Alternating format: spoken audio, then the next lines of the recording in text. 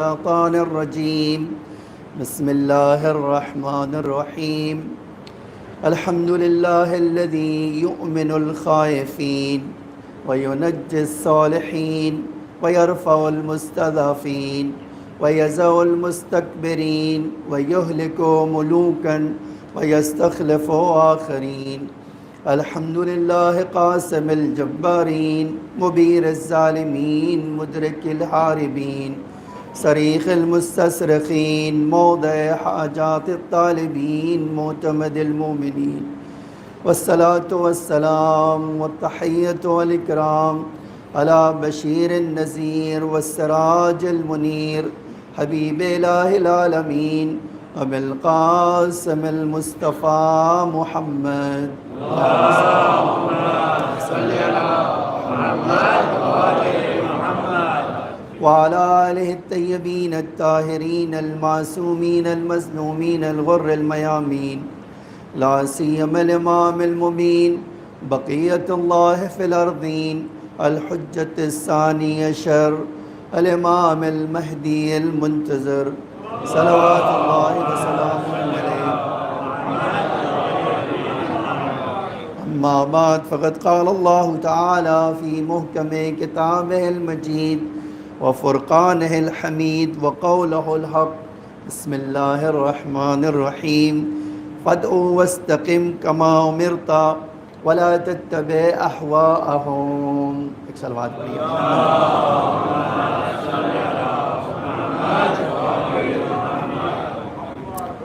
عزیزان گرامی، عید اضحیٰ کی مبارکباد آپ تمام مومنین و مومنات اور وقت کے امام کی خدمت میں اور حاضرین کی خدمت میں پیش کرتے ہیں. انشاءاللہ ہماری عبادت اور ہماری عید اللہ ہمارے امام کو بھیج کر عیدی قرار دے. عزیزان گرامی، میں نے ایک آیت شریفہ اسی موضوع سے آج کے عنوان سے تعلق رکھتی ہے کہ اللہ اپنے رسول سے کہہ رہا ہے فدعو، اے میرے حبیب اللہ کے پیغام کی طرف بلائیے.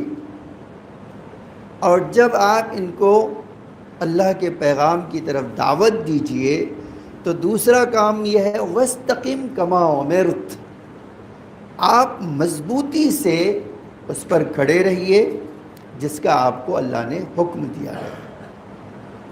وَلَا تَتَّبِعْ أَهْوَاءَهُمْ، اور کسی بھی انسان کی خواہش کی پیروی نہ کیجیے. ہمیشہ آج کے زمانے میں پیورٹی کی تلاش ہر ایک کو ہوتی ہے. اگر آپ بازار میں جاتے ہیں تو ہر چیز پہلے وجہ پیور ہے. اس کی وجہ کیا ہے؟ جب ملاوٹ کسی چیز میں ہوگی تو وہ اثر جو اس چیز کا آپ کو چاہیے وہ ہرگز ملنے والا نہیں ہے. آپ دودھ پی رہے ہیں یا پانی، پہلے یہ طے کرنا ہوگا. اگر آپ دودھ پی رہے ہیں تو دودھ ہی بازار سے لینے جائیں گے، لیکن جب بازار سے دودھ لیتے ہیں تو ایک بڑی پریشانی کیا ہے؟ میں ایک دن اسی موضوع پر ہندوستان میں دودھ کی پیداوار اور لینے والے میں حیران رہ گیا یہ پڑھ کے کہ جس قدر ہندوستان میں دودھ پیدا ہوتا ہے اس سے 4 گنا بیچا جاتا ہے. اگر 4 گنا زیادہ بیچا جائے گا اور اس کا 1/4 پیداوار ہوگی تو کتنا ملاوٹ ہوگی یہ آپ خود جان سکتے ہیں. ہر چیز میں اب دنیا کا ایک طریقہ ہو گیا کہ بھئی اب ہر چیز میں ملاوٹ، اور یہ بدبختی انگریزوں نے شروع کی تھی. چائے میں ملاوٹ، کھانے میں ملاوٹ، اس میں ملاوٹ، اور ان سے یہ.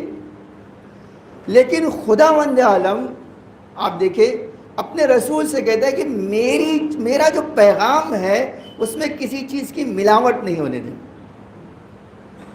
اگر کسی چیز کی ملاوٹ ہوئی تو یہ جو پیغام میرا ہے وہ اپنا اثر کھو دے گا.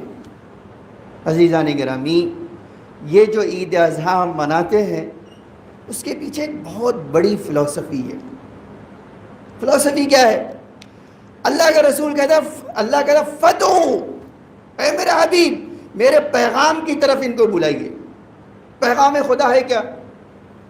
پہلا پیغام رسول کا یہی تھا، قولوا لا الہ الا اللہ تفلحوا، لا الہ الا اللہ کہو کامیاب بنو گے. آج اب یہی لا الہ الا اللہ تو موجود ہے لیکن تفلحوا ہے. اب ایک سوال ہے نا کہ بھئی اللہ کا رسول وعدہ کر رہا ہے، آؤ جو اللہ کا پیغام لے کر آیا ہوں، پہلا پیغام اس کا یہ ہے توحید، اللہ کو ایک ماننا، لیکن اس میں ملاوٹ نہیں چاہیے. جب کہہ رہے ہو لا الہ الا اللہ تو اس یقین سے کہو کہ جس یقین میں کوئی ملاوٹ نہ ہو، جس یقین میں کوئی شک اور تردید نہ ہو، جس جو ہے یقین میں کسی طرح کا تردد نہ ہو. اس یقین میں کرنے کے بعد تمہارے پیروں میں لغزش نہ آئے، ارتعاش پیدا نہ ہو. حالات کیسے بھی ہوں گے خدا سے بڑھ کر تو کوئی طاقت نہیں ہے. تو یہ اللہ کہتا ہے کہ اے میرے حبیب آپ اگر یہ کام کرتے رہے، فدو وستقم، آپ بلائیے اور ڈٹے رہیے، میں دنیا کے ہر سرکش اور ظالم کا پنجہ مروڑ کر آپ کے سامنے دے دوں گا. بس شرط کیا ہے؟ آپ میرے پیغام کو دل کی گہرائیوں میں پہلے اس کو ان کے لوگوں کے دلوں میں اگائیے. جب یقین ہوگا اور ملاوٹ سے دور ہوں گے تو ہر چیز سے یہ مقابلہ کر سکیں گے. آج آپ جانتے ہیں جس چیز نے مسلمانوں کو بیک فٹ پہ لا دیا ہے وہ کیا ہے؟ وہ یہی اللہ کی دعوت میں ملاوٹ، اللہ کے پیغام میں ملاوٹ.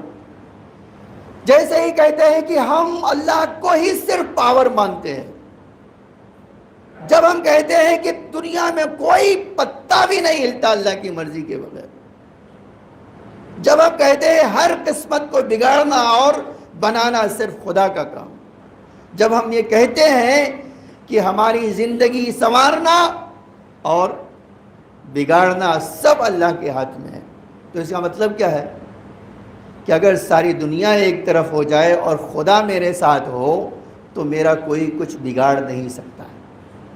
لیکن آج پریشانی کیا ہے؟ ہم سوچتے ہیں اللہ کے علاوہ سبھی بگاڑ سکتے ہیں سوائے اللہ کے. یہ ہے ملاوٹ. ہم نے کیا کیا ہے؟ اپنے عقیدے میں ملاوٹ، اپنے عمل میں ملاوٹ، اپنی چیزوں میں عبادتوں میں ملاوٹ. ہم نے ہر چیز میں کیا کیا ہے؟ آج یہی قربانی ایک علامت ہے، ایک سمبل ہے. ٹھیک ہے، کس بات کے لیے؟ کہ اے اللہ جب میں نے یہ ایمان قبول کر لیا ہے کہ تیری طاقت کے علاوہ کسی کے سامنے سر نہیں جھکاؤں گا اور موقع آ گیا تو یہ جانور نہیں اپنے کو قربان کروں گا، یہ جانور قربان کر کے یہ اعلان کر رہا ہوں. لیکن آج یہ قربانی گوشت کھانے کا ذریعہ ہو گئی ہے، جبکہ اللہ کیا کہہ رہا ہے؟ قرآن میں کہہ رہا ہے کہ اللہ کو تمہارا گوشت اور خون اور اس کی کوئی ضرورت نہیں ہے. ینالہ التقوی منکم، اللہ اس قربانی سے جو اللہ کو ملے گا، اللہ کی طرف جائے گا، وہ تمہارا تقوی ہے. تم نے اللہ کے لیے اتنی طاقت پیدا کر لی ہے کہ اب اگر کوئی راستے میں تمہارے رکاوٹ آئے گی تو تم رکاوٹ کو ڈھا دو گے. تمہارے راستے میں کوئی چیز اللہ کے لیے رکاوٹ نہیں بن سکے. یہی وہ چیز تھی جو 23 سال میں اللہ کے رسول نے کیا ہے؟ اپنی ہر قربانی کے ساتھ پیش کیا، اور جاتے وقت یہ کہہ کے گئے کہ میرا پیغام آنے والی نسلوں تک تم پہنچا دینا. اگر یہ پیغام سینے سے لگائے رکھا تم نے تو اللہ کیا کرے گا؟ ساری دنیا کو تمہارا غلام بنا دے گا. لیکن اگر تم نے یہ پیغام کو چھوڑ دیا تو تم ساری دنیا کے غلام بنو گے. آج وہی حال ہمارا ہو چکا ہے. ہم دنیا کی ہر غلامی کی زنجیر میں جکڑے ہوئے ہیں. اگر یہ قربانی کرتے ہیں تو پہلے تو راستہ ڈھونڈتے جانتے ہیں کیا؟ مجھے زحمت نہ ہو، ہمارے پاس کیا ہے قربانی میں، آپ جب دمبا لائیے ہاتھ سے ذبح کیجیے، گوشت کے 3 حصے کیجیے، ایک آپ اور ایک آپ مسلمانوں میں سے جس کو چاہیے دیجیے، اور تیسرا حصہ غریبوں تک پہنچائیے۔ اب ہم نے ایک نیا سسٹم نکال لیا، اس کو کہتے ہیں ملاوٹ۔ ہم نے کیا وہ سسٹم میں نکال لیا کہ یار پیسے دے کے چھٹی کر لو، کام ختم۔ آخر اللہ کو جو ہے، اللہ کو تمہارا پیسہ نہیں چاہیے، اللہ چاہتا ہے تم ہمارے راستے میں کتنا سیکریفائی کر سکتے ہو۔ اسی لیے آج میں نے فتویٰ دیکھا، آغا سستانی کہتے ہیں کہ اگر کوئی پیسہ دے دے اس جانور کی قیمت میں، وہ ایکسپٹ نہیں ہے۔ اگر آپ وہی 15,000 روپے کے فرض کر لیے بمبئی میں بکرا ہے، تو مومنین تو تھوڑا زیادہ چالاک ہے، ڈھونڈتے کس شہر میں سب سے کم دام میں ملے گا، وہ شہر ڈھونڈ لوں میں، مثلا بنگال میں 5,000 میں مل جائے گا، تو 15,000 کیوں خرچہ کرنا، 5,000 میں کام چل جائے گا۔ ایک تو ایک راستہ یہ ہے، ایک راستہ اور بھی ہے اس میں۔ اب میں 5,000 کا وہیں خریدوں گا، نہ ذبح کرنے کا ٹینشن، نہ بانٹنے کا، نہ کھانے کا، کچھ بھی نہیں، کام ہو گیا۔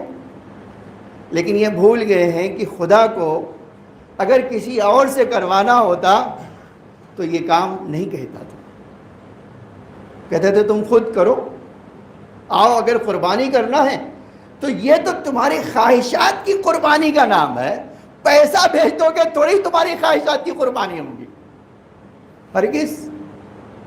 اگر غریبوں کی مدد کرنا بہت اچھا کام ہے۔ آج میں نے ایک حدیث دیکھی، رسول اللہ صلی اللہ علیہ وسلم فرماتے تھے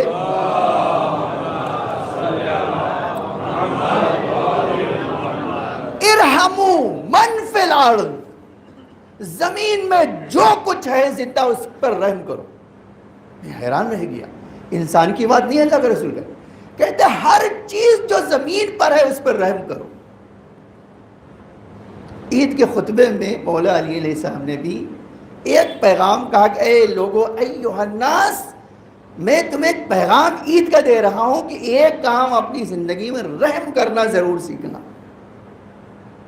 یہ جو چیز ہے کہ ہم آج آسانی ڈھونڈنے کے لیے ملاوٹ کرنے کو تیار ہے۔ شاید یہی وجہ ہے کہ امام زمانہ علیہ السلام انتظار کر رہے ہیں،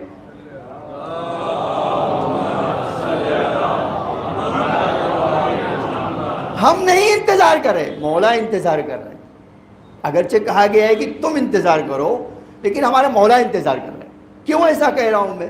اس کی بہت سیدھی وجہ ہے، ہمارا مولا کو ایسا ناصر اور چاہیے، ایسا کمانڈر چاہیے جو بہانے بنانے والا نہ ہو۔ آپ ایک مولا گئے، تمہیں وہاں جانا ہے، کہ مولا بڑی گرمی ہے، تھوڑا انتظار کر لیں۔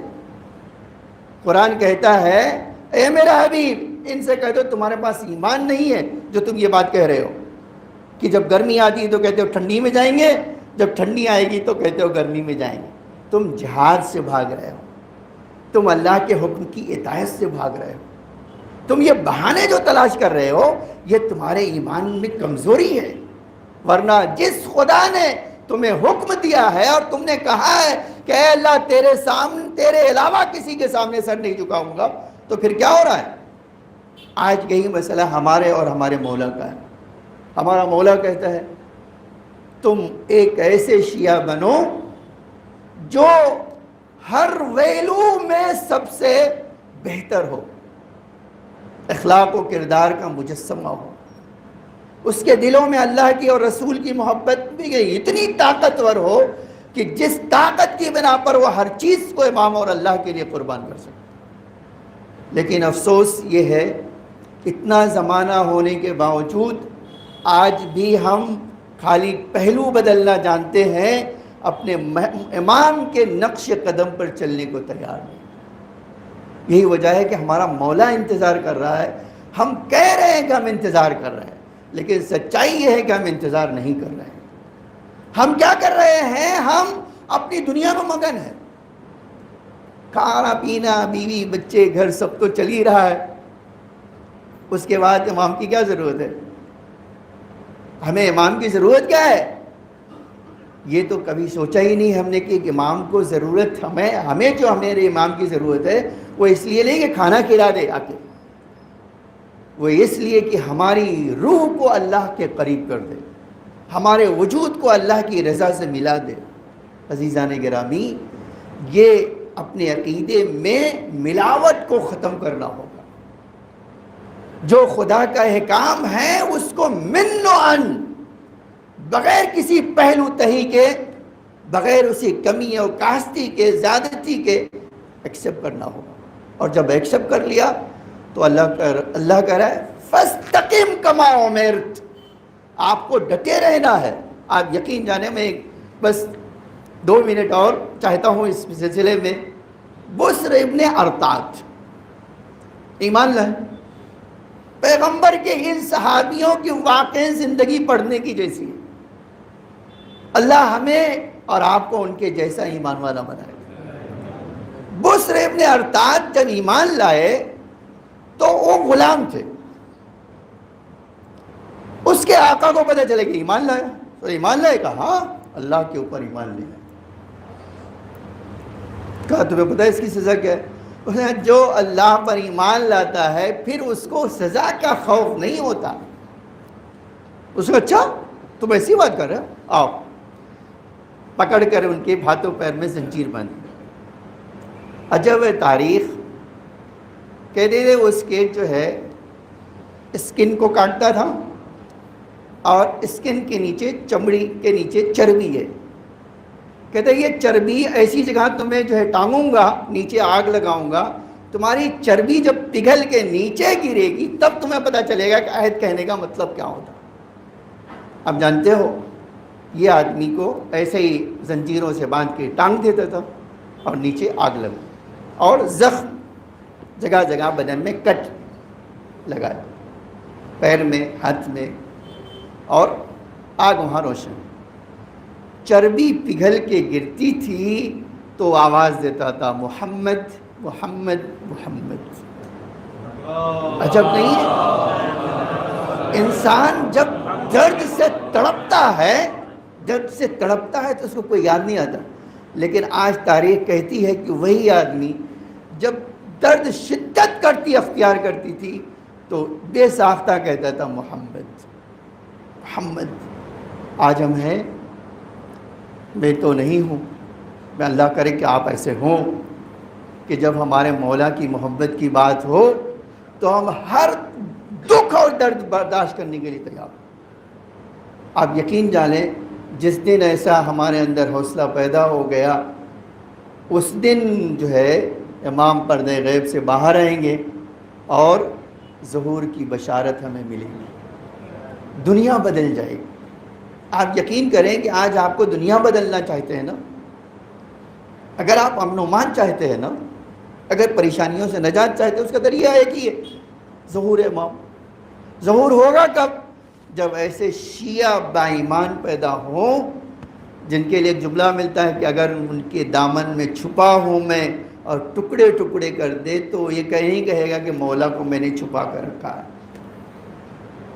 عزیزان گرامی، ہمارے ایمان میں کھوٹ آ گیا ہے، ہمارے ایمان میں کہیں ملاوٹ آ گئی ہے، کچھ چیز کہیں کھو گئی ہے، اس کو تلاش کرنے کی ضرورت ہے تاکہ ہر چیز جو اسلام ہمیں دینے والا تھا، جو اثرات ہمیں اسلام سے ملنے والا تھا، وہ ہمیں مل جائے۔ بسم اللہ الرحمن الرحیم۔ قل هو اللہ احد اللہ الصمد لم یلد ولم یولد ولم یکن له کفوا احد۔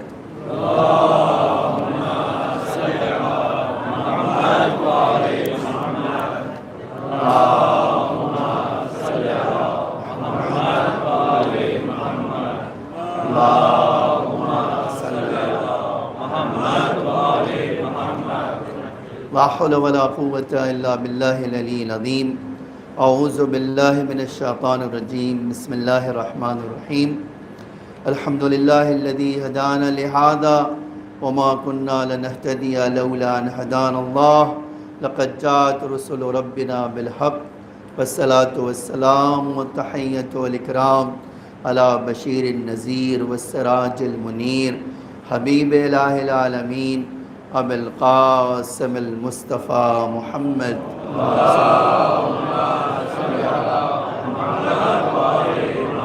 وعلى آله الطيبين الطاهرين المعصومين المظلومين الغر الميامين لا سيما الإمام المبين بقية الله في الأرضين الحجة الثاني عشر الإمام المهدي المنتظر صلوات الله وسلامه عليه.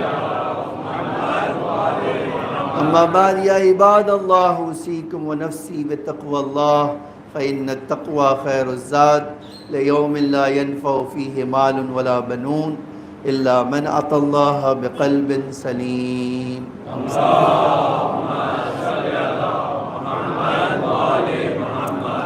ایک بات بلکہ دو بات کہنا چاہتا ہوں. ایک مسئلہ ہے وہ یہ کہ قربانی ہمیشہ آغاز سیستانی کہتے ہیں کہ سورج نکلنے کے بعد ہو. سورج نکل گیا اور حتیٰ وہ کہتے ہیں کہ اتنا ٹائم اور نکل کر ہونا چاہیے سورج کا کہ نماز عید پڑھ چکے انسان، اس کا مطلب آدھا گھنٹہ اور اس کے بعد قربانی کرنا بہتر ہے. اب کوئی کہے کہ میں 5 بجے کرنا چاہتا ہوں، جو چیز مستحب ہے آپ کرنا چاہیں تو آپ کو اختیار ہے، لیکن اگر آپ فضیلت کا وقت جو اصل وقت ہے وہ عید کا دن ہے اور دن شروع ہوتا ہے سورج نکلنے سے، ٹھیک ہے؟ تو اگر کرنا ہے تو یہ دھیان رکھیں کہ دن میں کیا جائے اور اتنا وقت. اگر اس طرح کہ وہاں ایک اور نیا نماز پڑھنے کا طریقہ ہے. وہ کہتے تھے کہ جو 5 بار قنوت پڑھتے ہیں وہ 3 بار بھی پڑھا جا سکتا ہے. پہلی رکعت میں 3 بار اور دوسری رکعت میں صرف 2 بار، اس سے بھی نماز. اسی طرح وہ کہتے ہیں کہ یہ جو ہے سورہ شمس پہلی رکعت میں پڑھی جائے اور دوسری رکعت میں سورہ غاشیہ پڑھیے. کہتے ہیں ایک طریقہ اور بھی ہے کہ آپ سورہ اعلیٰ پڑھ لیجئے. پھر کہتے ہیں تیسرا طریقہ بھی ہے، کوئی بھی سورہ پڑھ لیجئے، لیکن بہتر یہ ہے کہ سورہ شمس پہلی رکعت میں پڑھی جائے اور دوسری رکعت میں سورہ غاشیہ پڑھا جائے.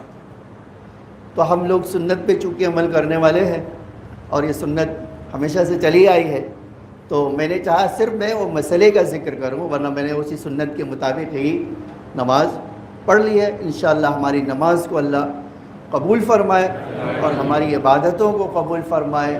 جو لوگ گئے ہیں حج پر، اللہ ان کی سلامتی، ان کی عبادت، ان کی استغفار، ان کو مزید عبادت کی توفیق دے اور ہمیں انشاءاللہ اگلے سال اپنے گھر بلائے. اللہم صلی علی محمد وآل محمد. اللہم صلی علی محمد عبدک ورسولک وخيرتك من خلقك أبي القاسم المصطفى محمد.